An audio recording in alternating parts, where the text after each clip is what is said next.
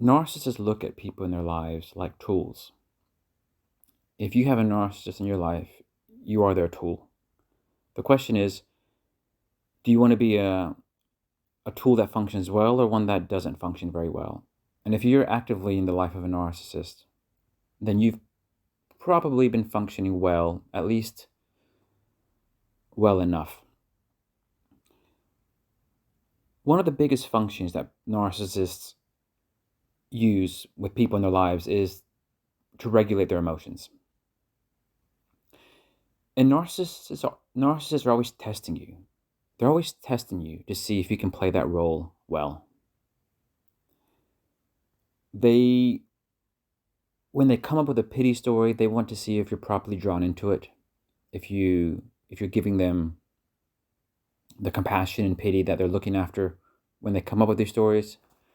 When they're angry about something and they're somehow directly or indirectly trying to make you feel guilty or shameful because of their own internal feelings, they want to see that you take on those feelings, that you do feel shameful, that you do feel bad.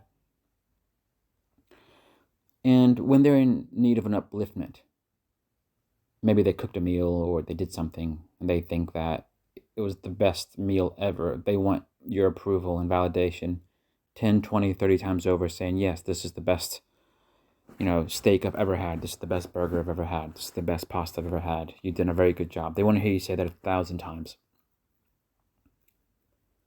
Your job, being the tool of the narcissist, is to keep their emotions in check. The narcissist's biggest enemy is the fact that they have very little control over their own emotions, and that's why they need a lot of people in their lives to help keep their stability and emotional regulation in check. And that's where you come in. Of course, some people are in the narcissist's life, they perform certain favors. Maybe somebody helps them with, earn money, or somebody's purely provides sexual perks. But what they need on an ongoing basis, regularly, is that doormat person who will play the role of the emotional regulator. So when the narcissist is being consumed by their own internal toxicity, you'll absorb their toxicity for them. When the narcissist is in need of an upliftment, you'll be their cheerleader. When anything that they might feel or they want to feel, they need you to help them with that. So it can get exhausting very quickly being responsible for the narcissist's emotions, for being their emotional regulator. Because you're not living your life, you're living your life for him or her, the other person. You have to relinquish your own identity, your own desires, your own needs, and you have to prioritize their needs over yours.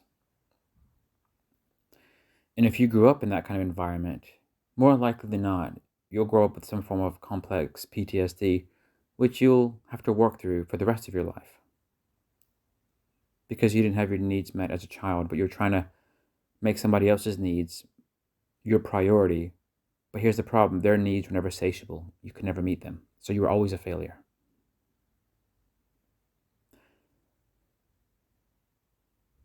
If you don't want to play the role of the emotional regulator, if you don't want to be one of their favorite tools, one thing you can do is to just be emotionally neutral around them.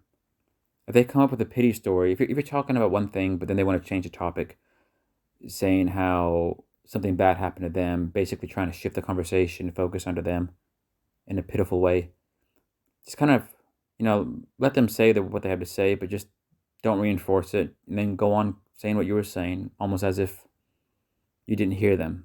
Don't be rude about it, but don't feed it. Or if you feel they're in dire need of you cheering them up, maybe you can nod in approval, but very lightly, very subtly. You're not necessarily contradicting them, but you're not really feeding them much either. Just give them a smile and just kind of like focus on something else. Not in a way to attack them, but certainly not in a way to extremely appease them. And if they're trying to project negative things on you, they're trying to make you feel shameful, Just detach a little bit. Dissociate from what they're saying.